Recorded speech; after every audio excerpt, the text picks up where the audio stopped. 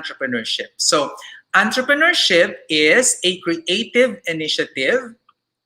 It is a creative initiative of setting up business to meet the needs of consumers in the hope of gaining profit from it. Okay. So, yan yung Yan yung ating definition ng entrepreneurship. So, dapat talaga kapag tayo ay papasok sa business, ay naa-address natin ang mga pangangailangan at kagustuhan ng mga consumers at tayo ay kikita because of that. Okay? So, pag-usapan natin ano yung pros and cons ng entrepreneurship. Sige nga, i-message nyo nga sa akin kung ano ang advantages ng putting up a business. Tapos, babasahin natin mamaya at titignan ko kung ang inyong mga isinagot ay pareho doon sa mga i-discuss natin. So, ano ba yung mga na-enjoy ng mga businessman o kaya mga negosyante para at yun ay nagiging motivasyon nila para mag-put up ng business. Okay? So, ito po yung mga advantages natin. So, ang advantages ay of entrepreneurship, number 1, you are in charge of running its day-to-day operation. So, ikaw ang nag-oversee ng business na yan at ikaw ang nagpapalakad, ikaw ang nasusunod because you are your own boss, di ba? Wala kang pinagre-reportan at kung anong gusto mong policies, anong gusto mong mga mangyari, yan yung masusunod dahil ikaw ang negosyante. And it could be a way to fulfill your, it could be a way for personal fulfillment and satisfaction, which means kapag tayo ay nagpunta sa entrepreneurship at gusto natin yung ginagawa natin, it could be a very fulfilling and satisfying endeavor or activity. There is opportunity to turn your skill or interest into a business because when you do this, you actually don't work anymore, di ba? You don't work, sabi nga, I love your work and enjoy it and you don't need to work another day. Okay, nakikita ko na sa backstage ang ating guest ngayon. So mamaya ay papapasukin natin sila. Tatapusin ko lang saglit ang aking discussion on the advantages and disadvantages of entrepreneurship. Ayan. At of course, kapag tayo ay papasok sa negosyo, mayroon tayong potential for financial rewards. Usually sa akin, ang rate of return na gusto ko kapag business, sariling business yung pinag-uusapan, dapat nasa 20% per annum yung return. Kasi ikaw yung nagtatrabaho dun eh. Pero kung sa investment, sa totoo lang ako masaya na ako sa 7%. Tapos kapag nag-10 o 12% yan, talagang kailangang binabantayan ko kasi medyo malaki na yon. Okay? So 7%, that is my hurdle rate for investing. Pag entrepreneurship naman at ako ang nagpapalakad ng business na yan, 20% per annum is already very good. Okay? So, tingnan nga natin yung mga sagot ninyo. Ano yung mga disadvantages naman ng putting up a business? So, tignan natin yung mga sagot ninyo dyan maya-maya. No? So, ang disadvantage naman ng entrepreneurship, ang mga sumusunod. So, business failure. Marami talaga ang pwedeng magsarang mga business. Ang laging ang sinasabi ay, di ba, sa bawat 10 na nagbubukas daw ng negosyo, ay siyam yung nagsasara. Kaya nakakatakot, di ba, ang pinapasok na risk kapag tayo ay nag-business. Kaya dapat tayo ay handa dyan at yan ay reality. Ako, ang lagi ko lang na binabanggit kapag sa mga mga nagnenegosyo, kapag nalulugi na, please stop the bleeding and you have to admit your mistakes, i-close mo na lang siya kaysa naman sa magtuloy-tuloy pa yung pag-incur mo ng losses, di ba? So, yun. At ako, I've had my business failures also. Nag-put up ako ng swine business, nagsara yun. Nag-put up ako ng computer business, nagsara yun. All because I wanted to preserve my capital. At hindi na ako masaya. Tapos, ayoko nang mag-incur ng more losses pa. Okay? So you have to know that kung ano yung iyong limit. Hindi yung parang nagmamatigas tayo or papatunayan natin na kaya pa kahit hindi na. Okay? You can also lose your money and that of your investors. No? Sa totoo lang, dito maraming mga relasyon ang nasisira dahil nagiging magkasosyo, hindi malinaw ang usapan, ayan, nagkakawalaan ng pera. Naku, marami akong mga kilalang ganyan, lalong-lalo na sa abroad. Ano? Yung mga OFWs na gustong-gusto talagang mag-invest pero wala silang panahon para bantayan yung negosyo, kaya sila ay nag-i-invest. Tapos, bigla na lang nagsasara yung business. Tapos, yung pera nila ngayon na pinaghirapan nila ay naglahong parang bula. Okay?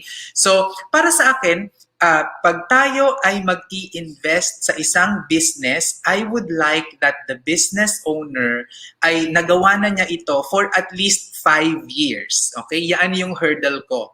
So, kasi sa akin, kapag hindi pa yan naka 5 years in terms of existence, ay kulang pa talaga ang kakayahan niya para patakbuhin at kulang pa ang karanasan, no, at kaalaman tungkol sa business to know the ins and outs of the business. Okay. Marami kasi yung mga kunwari mga nag-aano, 'di ba? Chef sila dati sa hotel, tapos biglang magtatayo ng sarili nilang restaurant. Ibang-ibang disiplina nung chef ka pa lang at ang kusina lang ang pinapatakbo mo versus kapag nagtayo ka na ng restaurant, ay lahat ay papatakbuhin mo. Ang marketing, ang pakikisama sa tao, waitressing, pati parking, poproblemahin mo yan, di ba? Kaya kailangan talaga nating pag-isipang mabuti kapag tayo ay papasok sa business. And then, yung disadvantages din ng entrepreneurship ay more demanding than employment. Kasi it's a 24-hour job. Ako, when I put up my first business, ako lahat. Ako ang messenger, ako ang janitor, ako ang president, ako ang pupunta sa bangko, pipila, ako ang pipirma ng cheque, ako pa ang bibigay ng products and services. Kasi ganun talaga yon, no? Tapos walang pinipiling oras. Kapag may tumawag na kliyente, kailangan mong sagutin. Okay? So, yun yung isang disadvantage ng entrepreneurship. Another disadvantage is financial insecurity kasi irregular ang income. Hindi natin alam kung kung malakas ang kita ngayon or mahina. At yan yung karaniwang nakakalimutan ng mga nagbe-business. Hindi sila naglalaan ng sweldo para sa kanila. So kapag kayo ay magbe-business, dapat mayroon talagang maliwanag kung magkano ang ilalagay natin na sweldo, no, doon sa nagpapatakbo ng business. Para kapag ikaw man ay kikita o hindi, meron pa rin mapupunta sa kanya or sumusweldo ko pa rin. And that is the time na makikita mo talaga kung sustainable ba yung business mo or hindi. Okay, so these are the disadvantages of entrepreneurship. And of course, let's remember that when we invest, this is not about whether you are a conservative or aggressive investor. Always remember that your purpose dictates the investment. Your investment must match your financial goals because your financial goals will tell you how secure the investment you should choose, how liquid the investment should be, gaano dapat siya katagal, at ano naman yung return na acceptable sa iyo. Okay? So your purpose dictates the investment. No, wag na kayo dyan sa mga ano ba yung magandang investment, Hindi. You start with a purpose. Bakit ka nag-i-invest? Tapos hahanap tayo ng maayos na investment na swak para dyan sa binabalak mo. Okay? So, punta tayo sa ating last portion. We will talk about SEDPI SRI organizations or socially responsible investment organizations. So ito yung mga organizations kung saan naglalagay ng investment ang companies natin ng SEDPI Group of Social Enterprises. So if you have questions, you are most welcome to join me. Go to bit.ly/askservins 200811. Okay? So, yan po yung link kung saan ninyo pwedeng pumunta. Okay, so ito yung ito yung process natin no when we enter into investment. So we execute joint ventures with microfinance institutions and social enterprises, and with these joint ventures, we now invite overseas Filipino workers or social investors to participate. In that way, they indirectly support the social enterprises and microfinance institutions.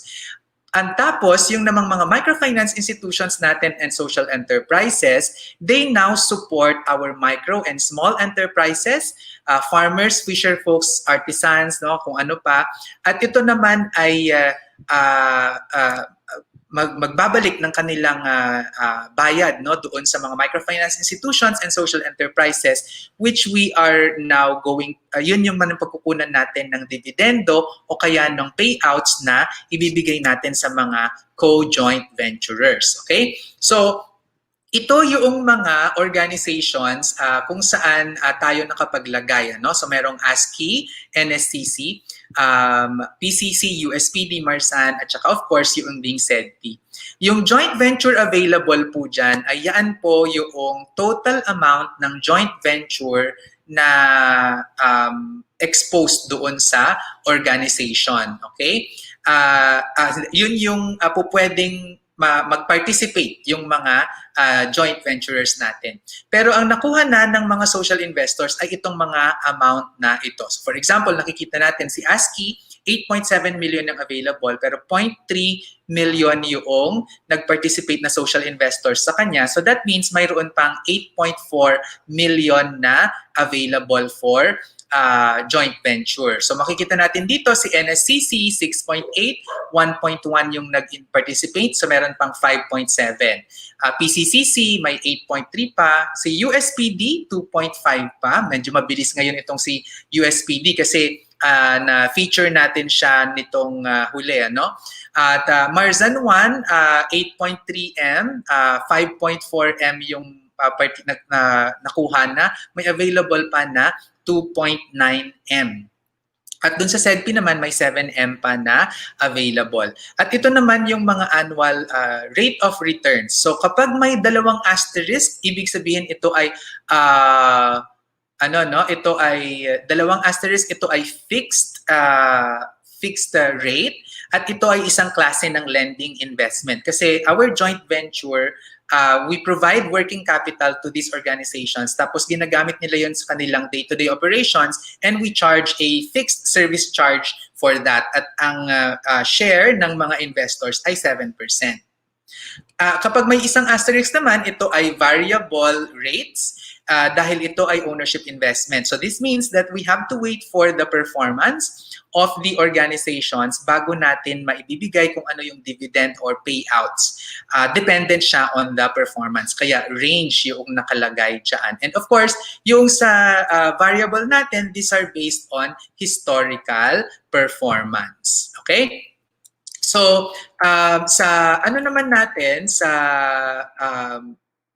itong dalawang itong pinapakita ko, no, sila yung unang naubos, Organic Options Inc. at saka Tagong Cooperative, ay fully funded na sila, kaya hindi na ito po pwedeng pasukan. But we are in talks with, especially with Organic Options, para yung iba ay magkaroon pa ng isang project at i-evaluate natin kung ito ay sound. Kapag sound siya, then we will be able to open up another joint venture with them where you can participate. Okay? Of course, dahil sa ganyang sistema natin, first come, first served basis po ito. So, kapag tayo ay nagpa-participate, ay unahan po yan kung ano yung inyong pipiliin. Okay? So, if you want to join us with this, go to Vince Rapisura Facebook Messenger and type register. Okay? Tapos makikita ninyo ngayon, pag tinype ninyo yung word na register, lalabas po yung chatbot natin. Tatanungin tayo, do you want to register and join the joint venture of SEDPI to invest in social enterprises? So, i-click nyo lang po yung yes, tapos may lalabas na naman na message dyan. Just follow the instructions like you are chatting with me. At kapag ano po yung isinasagot pag-input ninyo sa amin dyan sa Facebook Messenger natin, yan po yung nakaka-capture na information tungkol sa inyo. Kaya you have to be very careful na correct spelling at accurate yung nilalagay ninyong information. Ito naman po yung information where you could place the joint venture contribution. So dito kayo pwedeng mag-deposit. So we have bank accounts with Banco de Oro and Bank of the Philippine Islands. Tapos sa GCash ay po pwede rin naman. So ito yung details ng mga bank accounts na yan at ang ating GCash.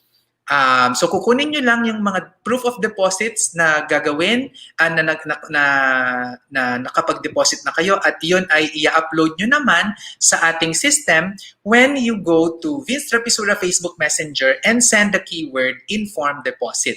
This is how you will be able to advise your deposit to us. Tapos yun i-upload, sasabihin mo magkano, kailan din-deposit, tapos yung proof ng deposit, and then we will validate that at as soon as ma-validate namin, ay mare-reflect yun sa iyong account. Okay? So, kunwari ito, no, kapag nag-inform deposit ka na, tatanungin ka niya, so saan mo gustong ilagay yung joint venture? So, meron ng option sa baba tayo na makikita para sa mga SRI organizations at pipiliin lang natin yung gusto natin dyan. And if you, pagka gawa na natin yon, punta lang tayo sa bit.ly/SEDPI login and you log in with your email and password, makikita mo dun ngayon yung in-inform deposit mo na naka-pending na. Once ma-validate namin yon, lilipat na yon to the corresponding joint venture organization na sinalihan mo. Okay? So, lagi nating tatandaan ang pagyaman ay napag-aaralan. Okay, sige. So, we can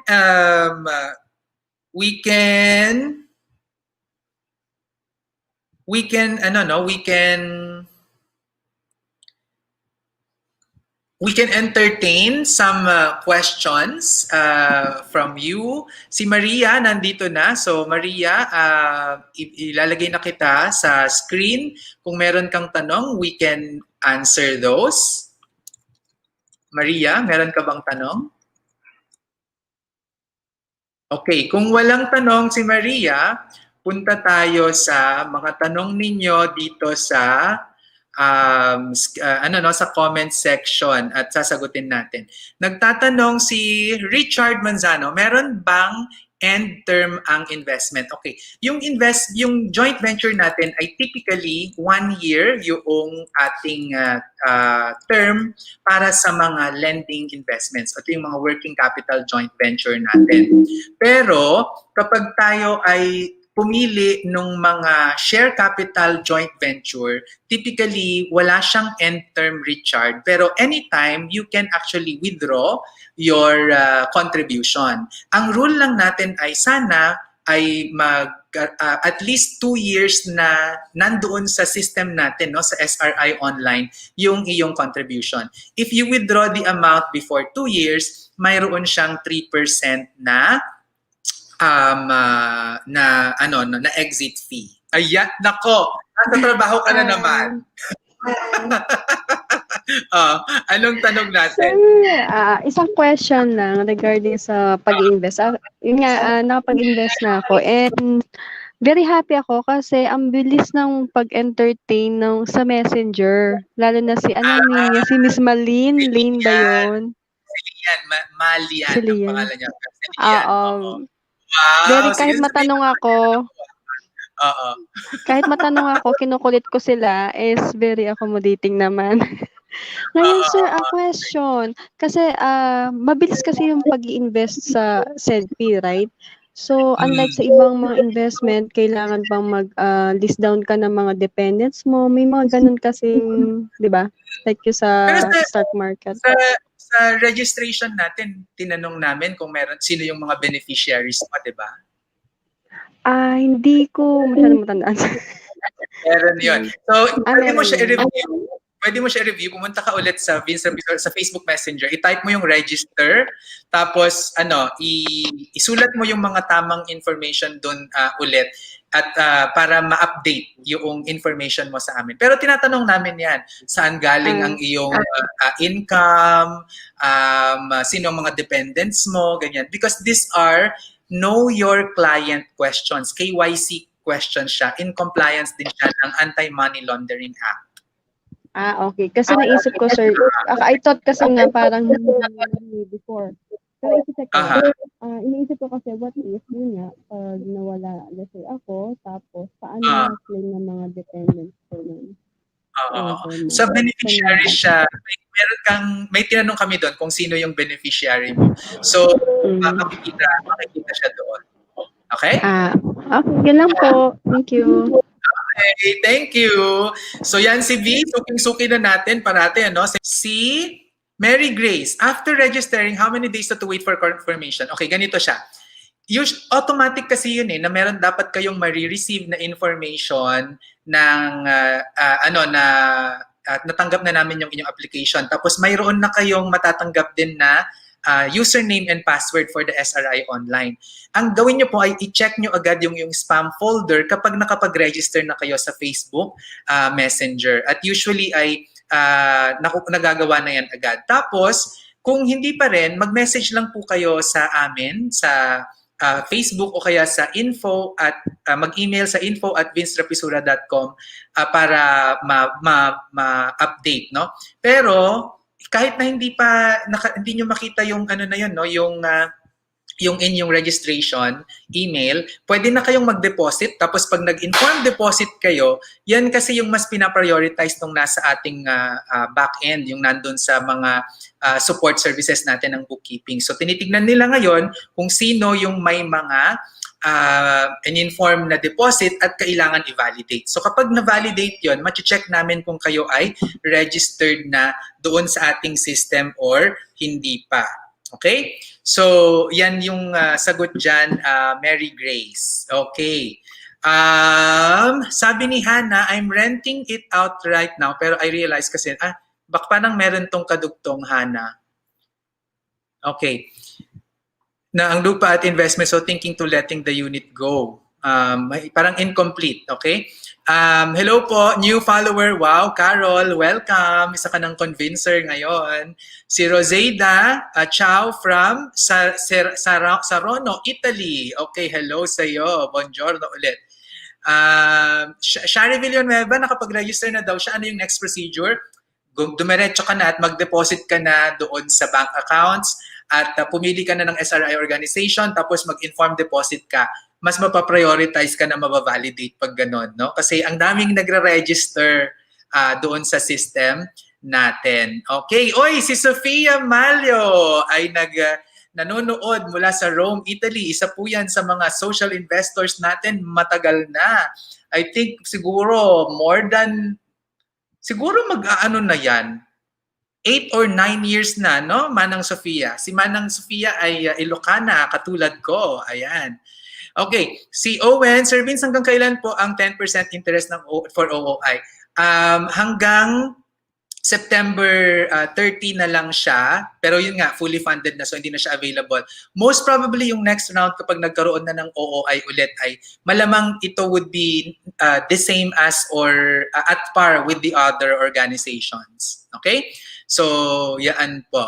Okay, si Milagros watching from NJ. Saan bang NJ? New Jersey? Okay. Watching from Singapore, si Sugarlet. Oy, si Kiel, nakikita ko tong si Kiel nagme-message Parang ano rin to, investor din to. Hello from Singapore. Ayan, sabi ni Sofia, 2011 pa daw. So 9 years na nga, tama yung aking estimate. Okay? Si John Lewis Sanoy, hi Sir Vince, new follower din po ako. Ask ko lang, pwede pa ba online transfer sa banks or deposit slip po dapat? Pwedeng online transfer. Actually, karamihan ng mga transactions natin ngayon ng mga nag-i-invest ay online nila ginagawa. And understandable kasi yun talaga yung mas madali na gawin. Okay? Si Madel, Sir Vince, yung capital na capital po ba sa Marzan 1, maibabalik po, same with other investments sa SEDPI? Opo, yan po yung kapag kapag natapos yung life nung property, mayroon kasing residual value yun yung lote, di ba? So ang magiging choice natin doon ay ibenta yon, kung pwedeng ibenta or magpatayo ulit, no? At sakaling magpatayo ulit, so magkakaroon ng cash call, magkakaroon ng additional na investment, pero this is maybe about 20 or 25 years down the road. And ang mangyayari dyan, kung hindi ka magko-contribute, madadilute lang naman yung iyong ownership. Pero anytime you can actually redeem that, no? Kami naman yung may first right of refusal. Ibig sabihin, kami yung unang kukuha, no? At kung hindi kami liquid or for one reason or another, then we can offer it to others. Okay? Hannah, would you suggest liquidating a condo unit asset then invest the proceeds in MP2? Renting it out now pero realize lupa is a better investment. Okay, Hannah, when you ask me this question, it would really help me a lot if you could provide me the purpose. Why you invested in a condo in the first place and why do you want to put it in an MP2? At hindi yun parang, na-realize ko kasi na mas okay ang lupa. Hindi Ano ba yung, nung unang-una, bakit ka nag-invest dyan sa condominium? Titirhan mo ba siya? Paparentahan mo ba siya? Ano ba yung rason? And then I can give my opinion after that. Kasi mahirap talaga na magbigay ng opinion kapag hindi natin alam kung ano yung purpose. Parang yung Hannah nagtanong ka sa akin, maganda ba tong suot ko? Nakita ko yung suot mo ay strapless na spaghetti tapos hapit na maganda no, little black dress na ganyan. So sa akin maganda. Pero ang pupuntahan mo pala ay pupunta ka pala sa palasyo dyan, di ba? Hindi siya appropriate. Gets mo? So, kailangan ay masabi mo sa akin kung ano yung purpose para masabi ko sa iyo ano yung magandang action dyan. So, meron pa naman tayong oras, no? Bago tayo mag-end. Okay. Si Carol Frias, please give me good advice. 11 years from Italy pero walang ipon. Nagpapaaral ng mga anak at supporting my mother. I want to start savings or investment for some earnings. I'm 48 years old. Okay, Carol, start with the most basic thing. You have to save for an emergency fund first for yourself, no? At emergency fund mo should be equivalent to 9 months of your expenses. So yun lang muna ang iyong goal. Talagang dapat panindigan mo yan. Kasi if you don't have emergency savings, that means very vulnerable ka to a lot of financial risks. Kapag nagkaroon ng emergency, malamang mangutang ka or kung ano man yung gagawin mo, magbenta ng assets, ganyan, no? So emergency savings muna. Once nandiyan ang emergency savings mo, then you can talk about other investments. Okay? Si Albert, Sir, ask ko lang pwede po every month na mag-deposit sa SEDPI. Pwede naman. Wala namang limit yan kung anong gusto mo. Ang pinaka-limit lang natin ay kung available pa ba yung SRI organization na napili mo. Okay? Si Maria, ayun, babasahin niya muna yung mga options. Okay. Si Ed Villanueva. Sir Vince, mas maganda bang magtayo na lang ng rental property sa province at ibenta ang kondo sa Manila? Again, yung purpose, no? Bakit mo yun ginawa? No? Pero in my opinion, sa experience ko pala, hindi sa aking opinion, in my experience, mas malaki yung kinikita ko doon sa mga rental properties ko na commercial sa probinsya kumpara dito sa Maynila. Okay? Kasi mas maliit yung outlay at saka mas madali ang management. Thanks for watching. Kung may kapamilya, kaibigan o kakilala kang tingin mo ay magiging interesado dito sa video, please share to them or tag them in the comments section. Siyempre, kung nagustuhan mo ang video, pusuan mo na ito. Subscribe ka na rin. As always, feel free to write your questions, comments, and opinions respectfully.